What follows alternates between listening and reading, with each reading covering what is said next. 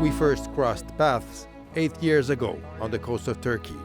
It was in August 2015, in the middle of the largest exodus of the 21st century in Europe.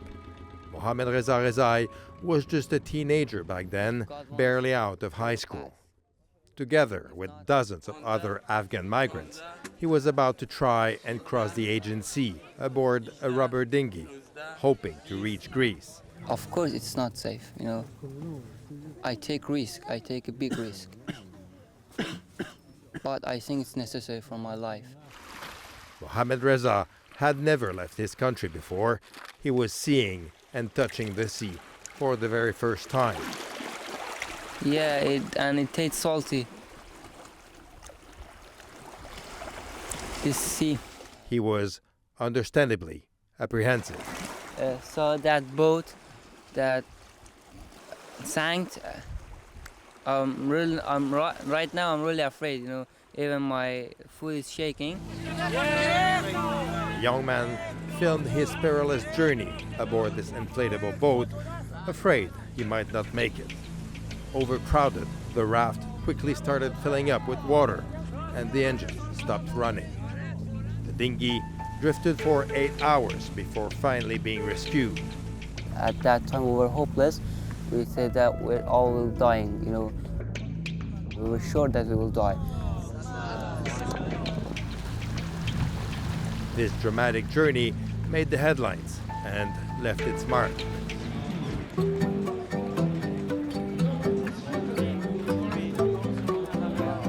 Mohammad Reza is now 25 years old. We caught up with him in Gothenburg, in Sweden, where he now lives. I study now at the university here. Here, he was able to pursue his lifelong dream, to go to university. To be honest, I really like it here. But upon arriving, he got off to a rocky start. First few years, it was very tough. I couldn't speak Swedish. I was just a child. It was very hard. Intensive language lessons, however, and years of immersion changed everything. I speak Swedish better than my native language. I feel more Swede than I feel Afghan, to be honest.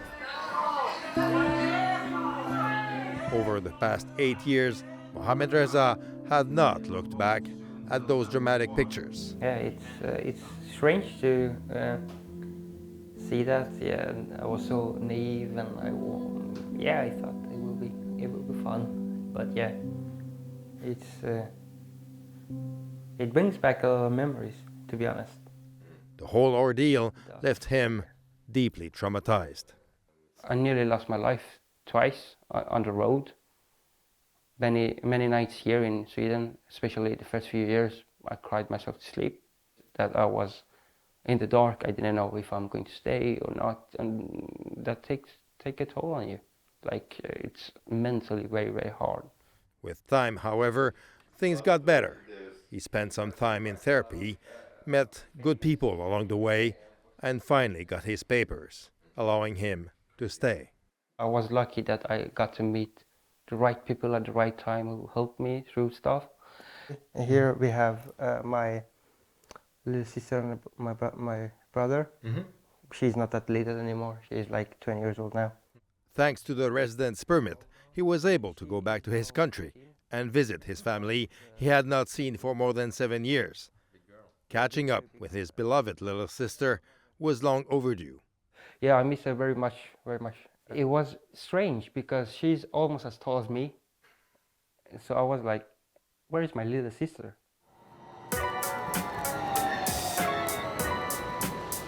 Nowadays, Mohammad Reza's life isn't any different from that of millions of young Swedes, except that he doesn't take anything for granted and considers himself very lucky to be able to study.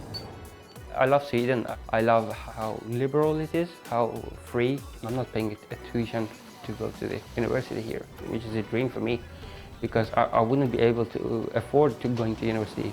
Before coming to Sweden, Mohammad Reza wanted to become an engineer, but he changed his mind along the way and is now studying to become a social worker. I want to work with people, like have this human interaction. I want to help people too. So it was a natural choice for me to be a social worker. I've been in that situation that I needed help, and people helped me. After all those years, all those opportunities, the young Afghan feels like he owes a lot to his adoptive country. I want to do good. I want to help those who I can help. I want to, in some way, give back a little bit to the society. When he looks back at the clueless teenager he was 8 years ago, Mohammad Reza feels a lot of empathy for his younger self. I was a teenager. I was naive and learning by mistakes. Given those humble beginnings, the harrowing journey to get to Sweden and the even longer road traveled since feel like a huge accomplishment. I am proud of how I've done in the past couple of years. I wanted to have a future. I wanted to have opportunities and options, which I have now. I think I made the right decision. I think that I found what I was looking for back then. Jean-Francois, the story you just told us is one that ends well, but that's not always the case, right? No, Mohammad himself told us how lucky he feels compared to many of the people he traveled with. A lot of them had problems adapting, learning the language, finding a job, and many simply did not feel welcome. And just trying to normalize their situation, legally speaking, was a struggle for most. We all remember, the millions of migrants from Syria, from Iraq, from Afghanistan who really swept through Europe in 2015.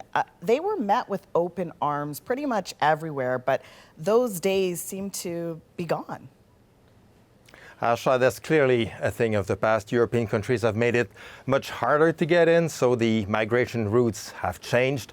Most people now try to get to Europe by traveling across the Mediterranean Sea, which is, of course, much more dangerous. They go through Libya, which is already very tough, and then they try to cross to Malta or Sicily in Italy aboard overcrowded rubber boats in really appalling conditions. As a result, many capsize and drown. 61 died this weekend, according to the UN, which brings the death toll this year above 2,200. That is a dismal number. Jean-Francois Belanger, thank you.